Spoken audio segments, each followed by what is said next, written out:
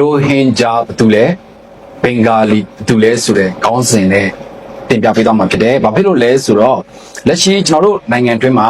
ဒါရိုဟင်ဂျာတွေနဲ့ပတ်သက်ပြီးတော့လည်းအားလုံးကစိတ်ဝင်စားနေတာတွေရှိတယ်။ပြီးတော့ကျွန်တော်တို့ဒါ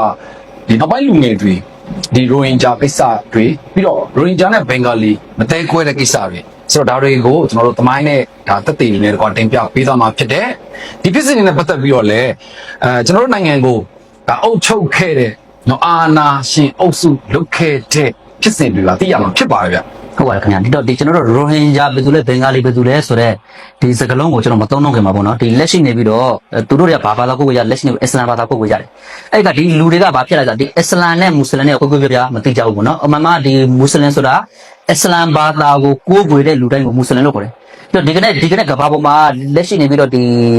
မွတ်စလင်နိုင်ငံပေါင်း59နိုင်ငံရှိတယ်ဒီ59နိုင်ငံမှာဒီကဘာကြီးတစ်ခုလုံးမှာရှိနေကြတဲ့ဒီလက်ရှိအစ္စလာမ်ဘာသာကိုကိုးကွယ်တဲ့လူတိုင်းကိုမွတ်စလင်လို့ခေါ်တယ်အဲ့တော့ဒီမွတ်စလင်ဆိုတာဒီသူတို့ဒီလက်ရှိအစ္စလာမ်ကိုကိုးကွယ်တဲ့လူကိုမွတ်စလင်လို့ခေါ်တာဖြစ်တဲ့ကြောင့်မလို့ကျွန်တော်ဒီပေါ်နာဒီသူတို့အခုလက်ရှိမြန်မာပြည်မှာနေထိုင်တဲ့မွတ်စလင်တွေကိုကျွန်တော်ဘယ်လိုမျိုးပုံစံမျိုးနဲ့ခေါ်မှာလဲပေါ့နော်ဒါတွေကနေလုံးဝအတိတ်ကကြတယ်နောက်တစ်ခုဒီကျွန်တော်တို့သူတို့မှလည်းသူတို့ဒီတခြားနိုင်ငံတွေမှာလည်းရှိတော့တခြားနိုင်ငံတွေမှာလည်းရှိကြပါတယ်သူတို့နိုင်ငံမှာသူတို့လူမျိုးနဲ့သူတို့ပေါ့နော်အဲ့ဒါသူတို့အခိုးတစ်ခုတော့ရှိတာပြသဖြစ်တယ်အဲ့တော့ကျွန်တော်မြန်မာနိုင်ငံရဲ့ဥပဒေတိုင်းမြန်မာနိုင်ငံရဲ့ပုံစံတိုင်းပဲကျွန်တော်တို့ပြောမယ်ဆိုလို့ရှိရင်တော့ကျွန်တော်လက်ရှိနေပြီးတော့လူမှာနှမ်းမျိုးစီရှိတယ်နှမ်းမျိုးရှိတယ်အဲ့တော့ကျွန်တော်တို့ကဘာဥပမာဆိုကြပါစို့ဗမာလူမျိုးမြန်မာနိုင်ငံသားမိမိရဲ့မွေးဖွားရာဒေတာမိမိရဲ့မွေးဖွားရာနာမည်တစ်ခုနဲ့မိမိနေထိုင်တဲ့ဒေတာကပေးတဲ့နာမည်တစ်ခုဆိုလို့နှစ်မျိုးရှိတာပေါ့နော်အဲ့တော့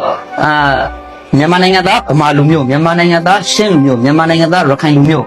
ဆိုတော့နာမည်မျိုးရှိတယ်တော့ဒီကျွန်တော်ဒီကနေ့ရခိုင်ပြည်နယ်တွင်းမှာအမိတဲနေထိုင်နေကြတဲ့မွတ်စလင်တွေကိုကျွန်တော်တို့ကဘယ်လိုလူမျိုးပြတ်တတ်မှတ်မှာလဲ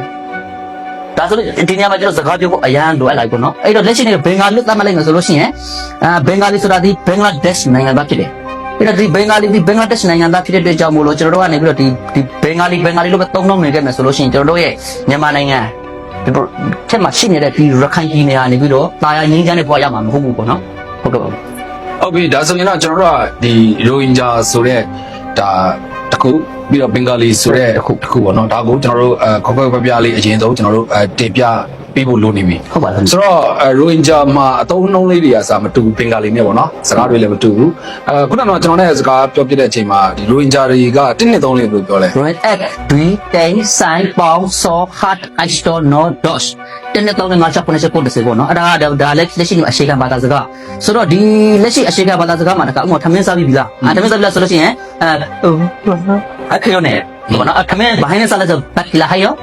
ဒီလိုဘာသာစကားတွေကဒီဘင်္ဂလားဒေ့ရှ်နိုင်ငံနဲ့မတူဘူးဒါကြောင့်မလို့ဘင်္ဂလားဒေ့ရှ်နိုင်ငံမှာနေတဲ့ဘင်္ဂါလီတွေကဒီကနေ့ရခိုင်ပြည်နယ်ထဲမှာနေတဲ့မွတ်စလင်တွေကိုသူတို့လူမျိုးမဟုတ်ဘူးလို့သူတို့ပြောတာဘာကြောင့်ဒီလိုပြောတာလဲဆိုတော့သူတို့ဘာသာစကားချင်းကမတူဘူးဟုတ်တယ်ကိုယ်ွယ်